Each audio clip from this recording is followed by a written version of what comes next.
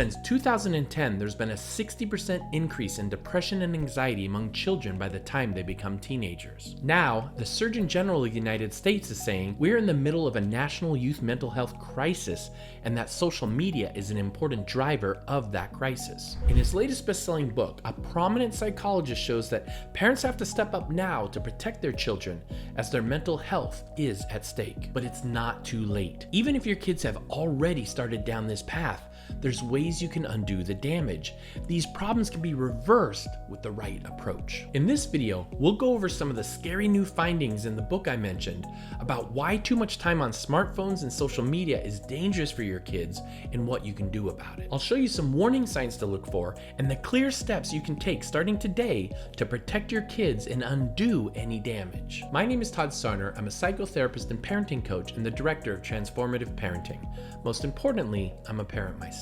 The youth mental health crisis. Meet Jamie, a high school sophomore. Only a few years ago, Jamie was always out biking with friends or playing soccer in the park. But things changed a lot when Jamie got a smartphone at the start of middle school. Now, instead of laughing in the sun, Jamie spends hours scrolling through feeds, his eyes glued to the screen. Like many teens today, Jamie feels more alone, even in a full room of friends. Jamie's story isn't unique. It reflects a troubling trend, and this trend has been growing. It started when smartphones became a constant companion for teens and younger children. In his new book, The Anxious Generation, psychologist and author Jonathan Haidt shows that there's a youth mental health care crisis, and the rise in the use of smartphones and social media is what it's tied to. Let's break down the numbers. Studies documented in The Anxious Generation show a sharp rise in mental health care issues among young people that matches the rise in use of smartphones. It's no coincidence.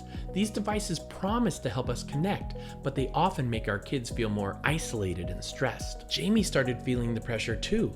With each notification, there's an expectation to reply right away, to catch up with the latest trend, to measure up to a friend's perfect post.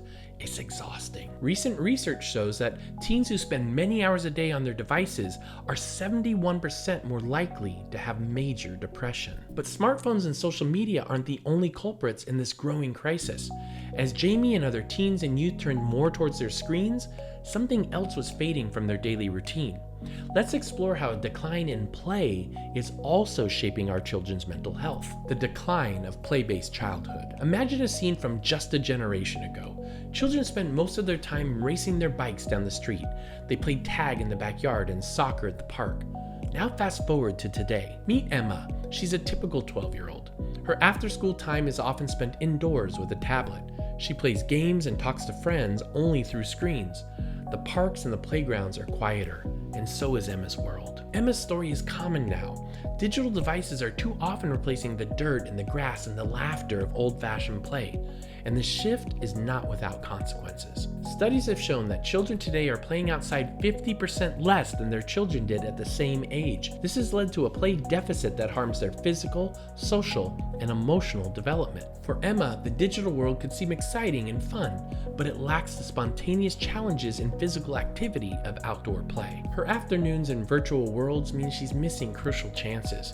She could be learning risk management and building resilience and developing people skills, and she could be doing this through unstructured play with peers. Experts argue that too little play and too much screen time have caused a rise in childhood obesity, anxiety, and depression. Research shows that kids like Emma spend so little time in physical play, it puts them at a higher risk for developing anxiety and having fewer social skills. Warning signs of digital overload. Have you noticed changes in your child's behavior or mood lately? Could the amount of time they spend glued to screens be related to these shifts? Let's explore how to tell if digital devices are affecting your child more than you might realize. Changes in social behavior. Did your child used to enjoy group activities and lively family gatherings, but now maybe sometimes they're preferring solitude, choosing to interact through screens instead? A large drop in face-to-face interactions and a preference for online communication can be a clear sign of digital overload. If you think your child might be slowly withdrawing from social events or they seem less interested in real-world activities, it might be time to reassess their screen habits. Emotional changes. Another area of concern is emotional stability.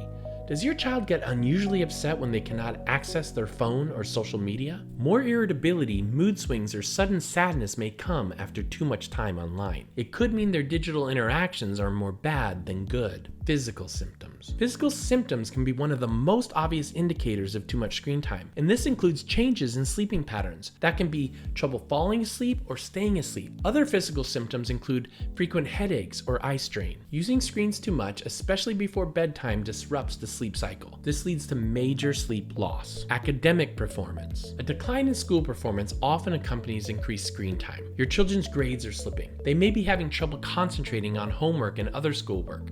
This might be due to cognitive overload from too much screen time. Obsessive device use. Watch for signs of anxiety or distress related to device usage. Your child can't focus on any task without checking their device. They always need to be online. These are strong signs of digital dependency and a critical warning of digital overload. Recognizing these warning signs is the first step in helping your child to find a healthier digital balance. Before we discuss the clear steps you can take to protect your children from the digital epidemic, I hope you'll consider taking a few moments to like this video, subscribe to our channel, and click on that notification button. This helps us know what content you like and helps our channel out a lot. The solution part 1. Reignite the joy of play and connection. In his book, The Anxious Generation, Professor Haidt emphasizes the importance of unstructured play in fostering resilience and creativity in kids. I love this and has been part of our core mission at Transformative Parenting since we started way back in 2004. Here are my top tips about how to bring more play and connection back into your child's life. Prioritize unstructured playtime. Schedule dedicated time for free play, both indoors and outdoors.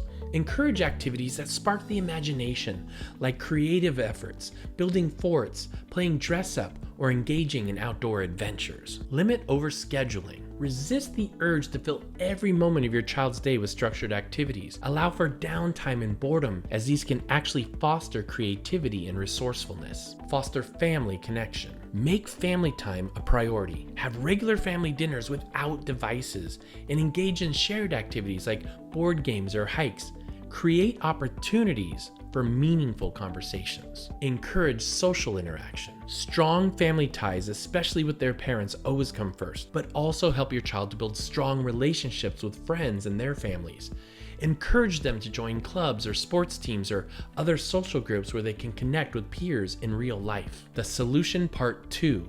Setting healthy boundaries around technology. While encouraging play and connection is crucial, setting limits on digital devices and social media is equally important. Here's how to create a healthy digital environment for your family. Delay smartphone ownership. Haidt recommends delaying smartphone ownership as long as possible, ideally until at least high school. Younger children are more vulnerable to the negative effects of social media, and delaying their exposure can be beneficial.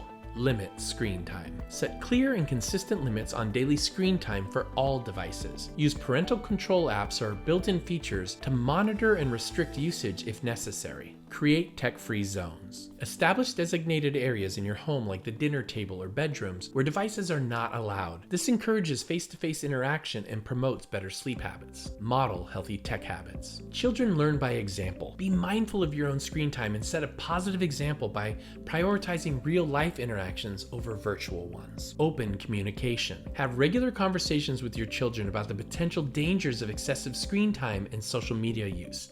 Encourage them to share their experiences and their concerns. Remember, this is a journey, not a race. It takes time and effort to establish healthy habits and create a balanced digital environment for your family. Be patient, be consistent, and most importantly, be present. Your children need your guidance and support to navigate the digital world safely and to thrive. Another piece of the puzzle. As we've discussed, the digital epidemic is a real threat to our children's mental health and their well-being. But by understanding the risks and taking proactive steps, we can empower and protect our children. Remember, it doesn't have to be about banning technology altogether. It's about finding the right healthy balance for your kids. By prioritizing play, connection, and setting healthy boundaries, we can help our children develop the resilience and critical thinking skills they need to navigate the digital world safely and confidently. Now that we've explored how to protect our kids from the digital epidemic, let's talk about another crucial aspect of parenting, which is discipline. Even with the best intentions, many of us fall into common traps that can actually make behavior problems worse. In my next video, I'll reveal the top 10 discipline mistakes that parents make and how you can avoid them. You might be surprised at how simple changes can lead to a more harmonious and cooperative household. Click below to watch the next video and discover the secrets to effective discipline that actually works.